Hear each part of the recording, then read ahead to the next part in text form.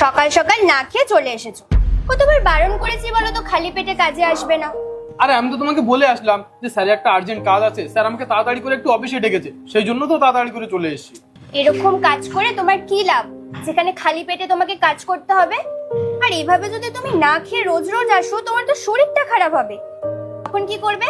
এরকম অসুস্থ শরীর নিয়ে তুমি কাজ করবে? আরে তুমি না একদম বুড়িদের মতো কথা বলো। আরে একদিন না খেলে কি আমি মরে যাব? এগুলো কি কথাবার্তা বলো তো? নাও খেয়ে নাও। এমনিতে সকাল সকাল না খেয়ে এসে আমার মাথাটা গরম করে দিয়েছো, তার মধ্যে সমস্ত উল্টোপাল্টা কথা বলে আরো মাথা গরম করছো। খাও।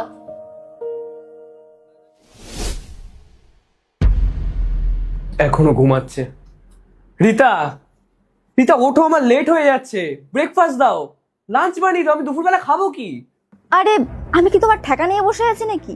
যদি তোমার খেতে হয় নিজে বানিয়ে খেয়ে নাও, আর না হলে বাইরে থেকে কিছু একটা কিনে খেয়ে নাও।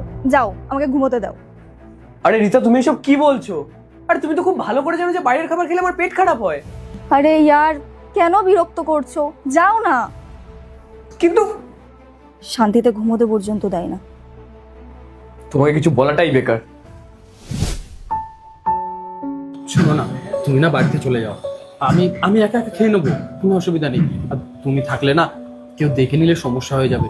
এক তো আমাকে চাকরি থেকে বার করবে, উপর থেকে কথাও শুনতে হবে। আরে কথা শোনাবে বললেই হলো? তুমি কি ভুল কিছু করেছো, না আমি ভুল কিছু করছি? আর স্যার যদি তোমাকে কথাও শোনায় না, আমি ঠিক স্যারকে কিছু না কিছু শুনিয়ে দেবো। কষ্ট করে এত রান্না করে এনেছি, চুপচাপ খাও। তোমার সাথে কথা বলাই বেকার, তোমার সাথে তর্ক করা আর 5 কোষ হেঁটে চলা একই ব্যাপার। না বুবল,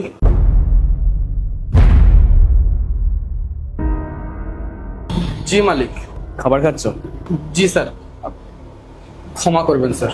কেন ভাই, ক্ষমা চাইছো কেন? আমি জানি স্যার, এটা কোম্পানি, আর কোম্পানিতেই আমার ওয়াইফ এসে বসে গেটের সামনে খাওয়াচ্ছে, ওই জন্য স্যার।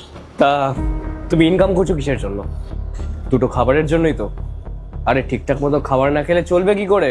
আর বৌদি, তুমি কিন্তু একদম এসব ভেবো না যে তুমি আমাকে খাবার খাওয়াচ্ছ বলে আমার কোনো সমস্যা আছে। আমার কোনো সমস্যা নেই। ও খামোখাই আমাকে তোমার সামনে ভিলেন বানাচ্ছে। তোমরা গেটের সামনে বসে খেও না, গেটের সাইডে বসে খাও, আর কোনো সমস্যা নেই। আসলে সবসময় লোকজন যাতায়াত করে, কেউ দেখলে খারাপ ভাববে। বাকি ঠিক আছে, তোমরা খাওয়া দাওয়া করো, ঠিক আছে? হ্যাঁ স্যার, আর ভুল হবে না, আমরা মনে রাখবো। এবার থেকে সাইডে বসেই খাবো। গুড, ঠিক আছে, তোমরা খেয়ে নাও, আমি বাইরে থেকে চা খেয়ে আসছি। 1 মিনিট মালিক, এখন তো লাঞ্চ টাইম না, তাহলে আপনি চা খেতে যাচ্ছেন কেন? আসলে আমি বাড়ি থেকে আজকে লাঞ্চ আনতে ভুলে গেছি, ওই জন্যই আমি ক্যান্টিন থেকে চাটা খেয়ে নেবো। বলছি শোনো না, তুমি মালিককে